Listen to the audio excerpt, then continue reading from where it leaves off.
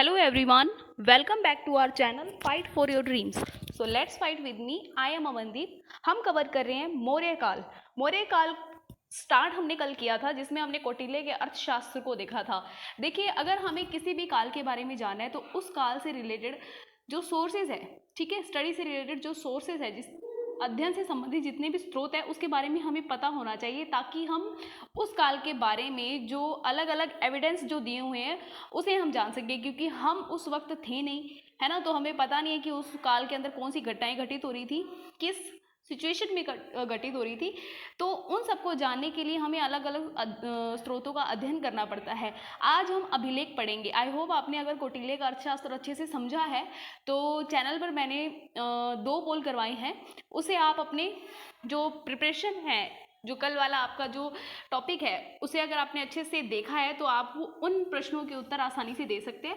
उसी तरीके से आज हम जो कवर करेंगे उसे हम अगले नेक्स्ट डे अपने कवर कर लेंगे पोल से, ठीक है, ताकि क्या है कि हम भूले ना और रिवीजन होता रहे हैंड टू हैंड.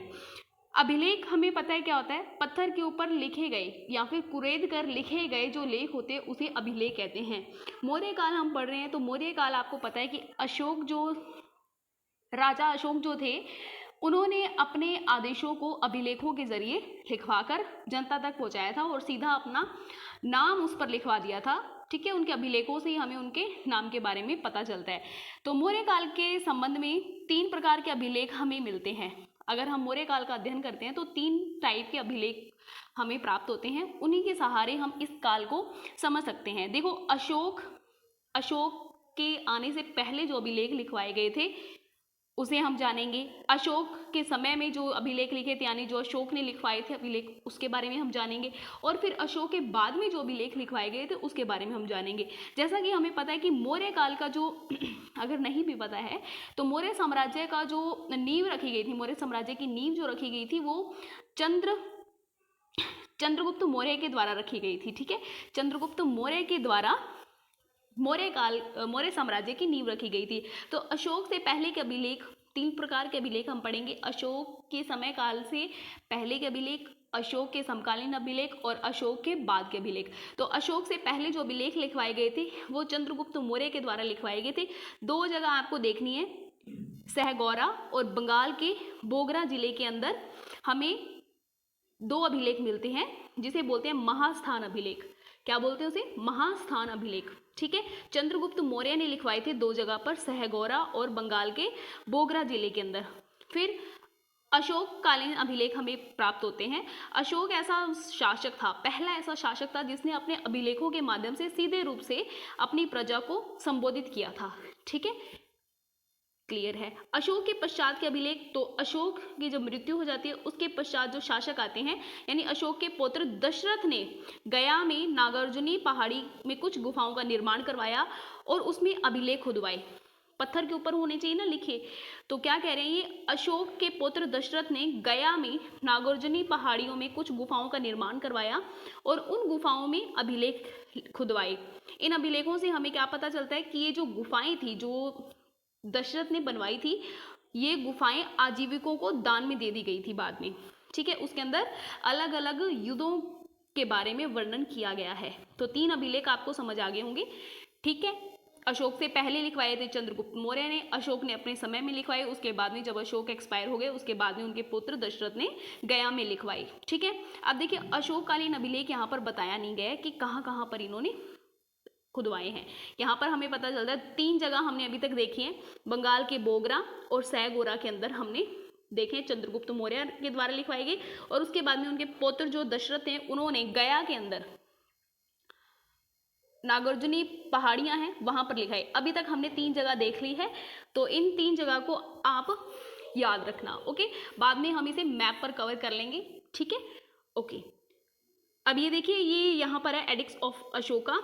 ये आपको समझ नहीं आएंगे अभी क्योंकि हमने इसको कवर नहीं किया है.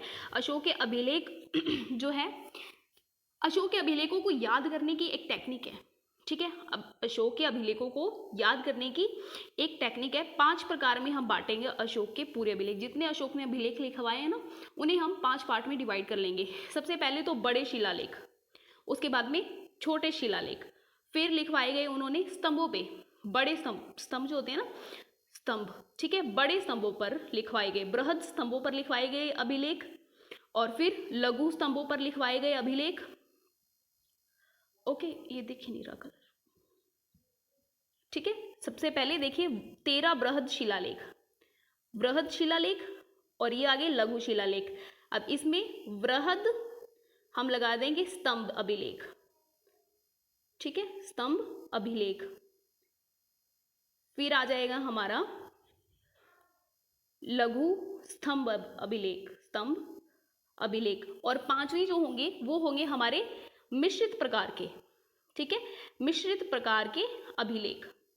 क्लियर है? तो 5 प्रकार में हम बांटेंगे। जो बृहद शिलालेख है वो 13 प्रकार के है, 13 है, 13 बृहद शिलालेख है, लेकिन हमें वो 9 जगहों से मिलते हैं।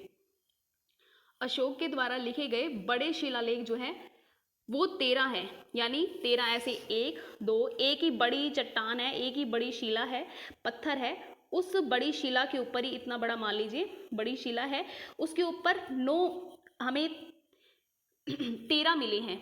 ओके, उसके ऊपर ऐसे लिखवाया गया 1 आदेश नंबर वाइज, 2 आदेश, फिर नंबर 3 तीसरा आदेश। तो ये 9 स्थानों से हमें मिले, इसके ऊपर इन्होंने अपने आदेश दिए हुए हैं, ठीक है। ये अपनी इनकी जो राज्य व्यवस्था है उससे संबंधित अभिलेख हैं ये, ठीक है। ये जो लघु शिलालेख है ना, ये सॉरी बड़े बृहद शिलालेख है, ये इनकी राज्य व्यवस्था से संबंधित जो आदेश होते थे वो इसमें लिखवाएंगे। ये 9 स्थानों से मिले, 13 शिलालेख है लेकिन 9 स्थानों से मिले। कलसी, शाहबाजगढ़ी, मनसहरा, मनसेहरा, धौली, जोगढ़, गिरनार, सोपरा, एररगुड्डी तथा सन्नाती। ओके, ये है हमारे बृहद शिलालेख। क्लियर है? यहाँ पर दिया है मेजर रॉक एडिक्स, ये आपको दिख रहा है ना, मेजर रॉक एडिक्स जो है ये आपको इस शेप में शो किए होंगे, ठीक है, जहां जहां पर ये दी हुई है जगह। ये देखिए शहबाजगढ़ी, महसेरब, कांधार यहाँ पर शो कर रहा है, ये नहीं है, यहाँ पर नहीं है। कलसी, ओके, उसके अलावा सन्नाती, सोपरा, धौली, जुगाड़ा, गिरनार, ठीक है, अमरावती नहीं आएगा। ओके, ये जो जगह है ये आपको बताती है बृहद शिलालेखों के बारे में। That is clear? ओके, तो आप एक बार इसको देख लेना। इसका पीडीएफ मैं आपको हमारे टेलीग्राम चैनल पर दे दूंगी और टेलीग्राम चैनल का जो लिंक है वो चैनल के अबाउट में आपको मिल जाएगा। ओके, फिर हम देखते हैं लघु शिलालेख। वो बड़े शिलालेख थे, अभी आगे छोटे शिलालेख। ये अलग अलग आदेश हैं जो अलग अलग पत्थरों पर खुदा हुआ मिला है। ये था बैरात, रूपनाथ, सांची, पुनगुलरिया, बहापुर यानी कि दिल्ली में, एररगुड्डी में भी हमें मिले हैं लघु शिलालेख। अलग अलग आदेश हैं और अलग अलग पत्थरों पर ही खुदे हुए मिले हैं। फिर है, देखिए हमें क्या मिले हैं, 13 बृहद शिलालेख और लघु शिलालेख मिले हैं। ओके, फिर आती है बात 7 स्तंभ अभिलेखों की। 7 स्तंभ अभिलेखों की, स्तंभों पर। ओके, जैसे एक पिलर बना दिया पिलर के ऊपर, और ये पिलर क्या है, बृहद है, बड़ा है, काफी बड़ा पिलर है, ठीक है। तो ये जो स्तंभ है ये अशोक के स्तंभ पर खुदे हुए 7 आदेश हैं जो पहले 6 स्थानों पर मिले थे और अब आगे चल के 7 स्थानों पर मिलने लगे। 7 स्तंभ अभिलेख है और ये कोई इंसिडेंट है कि ये 7 स्थानों पर ही मिले हैं, तो याद रखना इजी हो जाएगा। ये जगह की नाम दी हुई है दिल्ली टोपरा, दिल्ली मेरठ जगह है ये। ओके, लोरिया अरेराज और लोरिया नंदनगढ़, रामपुरवा और इलाहाबाद, अमरावती भगन और भगन अवस्था में मिली है, ठीक है। अमरावती से हमें भग्न अवस्था में इनका शिलालेख मिले हैं, अभिलेख मिले, स्तंभ अभिलेख। 7 स्तंभ अभिलेख मिले हैं 7 ही जगहों पर और एक ही पिलर पर खुदे हुए आदेश मिले हैं, ठीक है। और ये 7 जगह आपको मैप के अंदर शो कर दी गई है। फिर आते हैं छोटे लघु स्तंभ अभिलेख। ये अलग अलग स्थानों पर अलग अलग आदेश हैं, जैसे कि हमने देखा था ना अभी लघु शिलालेखों के अंदर, वैसे ही है कि लघु स्तंभ अभिलेख जो है वो अलग अलग स्थानों पर अलग अलग आदेश हैं। ये स्थल जो है वो रूमंदेई, निगाली सागर, कौशाम्बी, सारनाथ और सांची है। ओके, इसे आप अच्छे से लर्न कर लेना। मैप के ऊपर आपको जगह याद होनी चाहिए, जो कि यूपीएससी ऑप्शनल पेपर के अंदर जो हमारा फर्स्ट क्वेश्चन होता है ना पेपर के अंदर, उसके अंदर सीधा ही हमें मैप से रिलेटेड क्वेश्चन पूछे जाते हैं, इसीलिए मैप हमारा अच्छे से तैयार होना चाहिए। फिर बात आती है अशोक के बड़े समूह के अभिलेख जो हैं, जो बड़े स्टार्टिंग के अंदर हमने बृहद शिलालेख जो देखे थे, ये वाले 13 बृहद शिलालेख, ये जो शिलालेख है ये उसकी राजकीय नीति को व्यक्त करते हैं, लेकिन जो छोटे अभिलेख है वो उसके निजी धर्म यानी कि अशोक के धर्म को व्यक्त करते हैं। अब ये देखो, धर्म क्यों नहीं बोलते, अशोक का धर्म क्यों नहीं बोलते और ये निजी धर्म क्यों बोलते हैं? उस वक्त जो पाली भाषा थी, ठीक है, वहां पर मिश्रित शब्दों को नहीं बोला जाता था, ठीक है, मिश्रित शब्दों को नहीं बोला जाता पाली भाषा के अंदर। जैसे अगर हम मात्र बोलते हैं उसे मात्र नहीं, पाली भाषा में मात बोला जाएगा, इसीलिए धर्म को धम कहा गया है। ओके, क्लियर है। अब बात करते हैं मेगास्थनीज की इंडिका। तो मेगास्थनीज की इंडिका, मेगास्थनीज एक व्यक्ति का नाम है, ये एक राजदूत थे, ठीक है, राजदूत थे। राजदूत भेजा किसने गया? जो हमारे चंद्रगुप्त मौर्य थे उनके दरबार के अंदर सीरिया के शासक, ठीक है, उनके दरबार में रहते थे, सीरिया के शासक द्वारा भेजे गए थे। मेगास्थनीज को सीरिया के शासक सेल्यूकस निकेटर ने भेजा था चंद्रगुप्त मौर्य के दरबार में राजदूत बनकर। ओके, जब ये मेगास्थनीज चंद्रगुप्त मौर्य के दरबार में थे तो उन्होंने दरबार के अंदर घटित घटनाओं, वहाँ की प्रशासनिक नीतियों, राजनीतिक नीतियों के बारे में अपनी किताब के अंदर लिखा, जिसे इंडिका कहा गया। ओके, इंडिका यानी भारत। भारत के बारे में इन्होंने उस वक्त की जो कंडीशन थी दरबार के अंदर, दरबार के आधार पर इन्होंने लिखा है, ना कि बाहर जाके इन्होंने समाज के अंदर जाके देखा है कि क्या क्या घटनाएं घटित हो रही है, वो सब कुछ नहीं है, इन्होंने दरबार के अंदर ही, तो दरबार में थे, चंद्रगुप्त मौर्य के दरबार में थे। मेगास्थनीज की इंडिका एक पुस्तक है, किताब है। जो मेगास्थनीज थे वो प्रथम मौर्य शासक चंद्रगुप्त मौर्य के दरबार में आए थे, जिसे किसने भेजा था? सीरियाई शासक सेल्यूकस निकेटर ने दूत बनाकर भेजा था। उसने 4वीं शताब्दी के अंतिम वर्षों की घटनाओं का विवरण दिया है, 4वीं शताब्दी के अंतिम वर्षों की घटनाओं का विवरण दिया है। मेगास्थनीज ने राजा और मौर्य प्रशासन के विभिन्न अंगों पर दृष्टिपात किया है।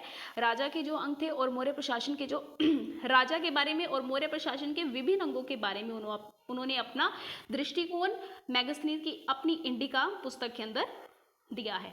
मेगास्थनीज ने नगर प्रशासन के विवरण में विशेष रुचि दिखाई है। उन्होंने बताया कि नगर का जो प्रशासन है वो किन आधारों पर चलता है, ठीक है, यानी कि प्रशासन के अंदर किस तरीके कौन कौन से अधिकारियों को इन्होंने नियुक्त कर रखा था, ठीक है, अलग अलग कार्यों को संपन्न करने के लिए। तो मेगास्थनीज ने नगर प्रशासन के विवरण में अपनी अच्छा इंटरेस्ट लेके इन्होंने लिखा है, जिसके अंदर इन्होंने बताया कि पाटलिपुत्र के अंदर जब प्रशासन करना था तो उस वक्त 6 प्रकार की समितियों का वर्णन इन्होंने किया है, 6 प्रकार की समितियों के बारे में इन्होंने उल्लेख किया है अपनी इंडिका के अंदर। तो समझ आ गया इतना पॉइंट आपको? जो मेगास्थनीज की इंडिका है उसके अंदर हमें उस काल की यानी चौथी जो हमारी सदी है उसके अंतिम वर्षों की घटनाओं का विवरण इन्होंने दिया है, ठीक है। मेगास्थनीज ने राजा और मौर्य प्रशासन के अलग अलग जो अंग है उनके बारे में बताया है, लेकिन इनका विशेषकर ध्यान किस पर था? प्रशासन पर था, ठीक है, प्रशासन पर था। प्रशासन के अंदर इन्होंने 6 समितियों का उल्लेख किया है। अब देखो, वो नगर प्रशासन के लिए जो नगर प्रशासन के लिए एक अधिकारी की नियुक्ति की जाती थी, नगर के लिए जो नियम बनाएगा उसके लिए एक अधिकारी की नियुक्ति की जाती थी, उसको बोलते थे एसटी नोमोई। एसटी नोमोई जो अधिकारी होता था वो नगर प्रशासन को देखता था। उसी प्रकार जिला अधिकारी के रूप में एग्रोनोमोई नाम के अधिकारी की चर्चा मिलती है। ओके, और ये जो एग्रोनोमोई है ये सिंचाई के विकास के लिए भी उत्तरदायी था। ओके, एग्रोनोमोई अधिकारी था और ये सिंचाई के विकास के लिए भी उत्तरदायी था, और एस्ट्रोनोमोई जो थे वो नगर प्रशासन के लिए उत्तरदायी अधिकारी था। मेगास्थनीज सैन्य प्रशासन के लिए 6 समितियों का विवरण देते हैं। मेगास्थनीज भारतीय समाज पर दृष्टिपात करते हुए उसे 7 जातियों में विभाजित कर देते हैं। ये यहाँ पर हम इनकी सीमा की बात कर सकते हैं। ये सीमा हो सकती है इनकी कि क्या भारत केवल जातियों में, और वो भी 7 ही जातियों में विभाजित था, ठीक है। इन्होंने 7 जातियों में पूरे भारत को विभाजित कर दिया। भारतीय समाज को केवल 7 जातियों में इन्होंने विभाजित कर दिया। अगर हम मेगास्थनीज द्वारा दिए गए विवरणों के बारे में अगर हम ध्यान करते हैं तो हमें पता चलता है इसके विवरण जो है वो समकालीन स्रोतों से मिले हुए हैं। यानी कि अगर हम इनके विवरण कौटिल्य के अर्थशास्त्र या फिर हमारे जो अभिलेख थे, है ना, उनसे अगर हम मैच करके पढ़ते हैं तो उनके जो द्वारा लिखे गए मेगास्थनीज की इंडिका में लिखी गई जो बातें हैं, विवरण जो है वो अन्य स्रोतों से मिलता जुलता है, ठीक है। लेकिन कुछ विवरण ऐसे होते हैं जो बिल्कुल ही अलग पड़ जाते हैं। तो जब अलग पड़ जाते हैं तो वो उस, ठीक है, अध्ययन स्रोत की क्या हो जाती है, सीमा हो जाती है। वस्तुतः अध्ययन स्रोतों के रूप में इंडिका की अपनी सीमाएं हैं, अपनी कमियां हैं। प्रथम हमें ये ध्यान रखना चाहिए कि इंडिका की जो मूल प्रति है वो लुप्त हो चुकी है। यानी इंडिका जब मेगास्थनीज ने जो पुस्तक लिखी थी अपने हाथों से, वो नहीं मिली है, वो क्या हो चुकी है, लुप्त हो चुकी है। इसे बाद में लिखा गया है। ऐसा प्रतीत होता है कि मेगास्थनीज का अवलोकन दरबार मेगास्थनीज द्वारा नहीं लिखा गया है, बाद में जो लोग आए उन्होंने लिखा, ठीक है। ऐसा प्रतीत होता है कि मेगास्थनीज का अवलोकन दरबार के आसपास के स्थानों तक ही सीमित था, ठीक है, क्योंकि वो दरबार में नियुक्त किए गए थे, ना कि बाहरी इलाकों के अंदर। कोई घूमने के लिए नहीं आए थे, वो राजदूत बनकर आए थे, ठीक है। मेगास्थनीज का अवलोकन जो था दरबार और उसके आसपास के स्थानों पर ही सीमित रहा। इसके विवरण के अनुभव में कमी थी। कमी हम देख ही रहे हैं, जैसे उन्होंने भारतीय समाज को 7 जातियों में विभाजित कर दिया है। एक विदेशी लेखक होने के नाते कई स्थानों पर उनके जो तथ्य है वो समझने में उन्होंने भूल कर दी है। देखिए, वो एक विदेशी लेखक थे, वो भारतीय समाज से इतने परिचित नहीं थे कि वो भारतीय समाज को अच्छे से समझ सकते। तो इसीलिए क्या हुआ, कई स्थानों पर उनके जो तथ्य है, उन्हें बताए गए जो तथ्य है, उनमें उनसे भूल हुई है। जैसे एक कहानी प्रचलित है कि मेगास्थनीज कहते हैं कि भारत के अंदर दास प्रथा नहीं थी, भारत के अंदर दास नहीं होते, क्योंकि हमारे भारत के अंदर दासों की जो स्थिति थी वो यूरोपीय दासों की तुलना में काफ़ी बेहतर थी, इसीलिए वो कहते हैं दास नहीं होते। और फिर इन्होंने एक ऐसी कहानी गढ़ी, इन्होंने कहा, बताया कि भारत के अंदर एक ऐसी चींटी पाई जाती है कि पाई जाती है जिसकी खाल शेर की तरह है, जिसकी खाल शेर की तरह है, ठीक है। तो भाई अगर चींटी की खाल शेर की जैसी होगी तो क्या होगा, वो चींटी थोड़ी रहेगी और वो सोना बटोरती है, ठीक है। और वो क्या करती है, चीनी सोना बटोरती है। क्लियर है? तो आई होप आपको ये वीडियो अच्छे से समझ आया होगा और आपने इंजॉय किया होगा। कल एक अच्छे से वीडियो के साथ में फिर से आपके सामने हाजिर होंगे। तब तक के लिए बाय, टेक केयर एंड जय हिंद।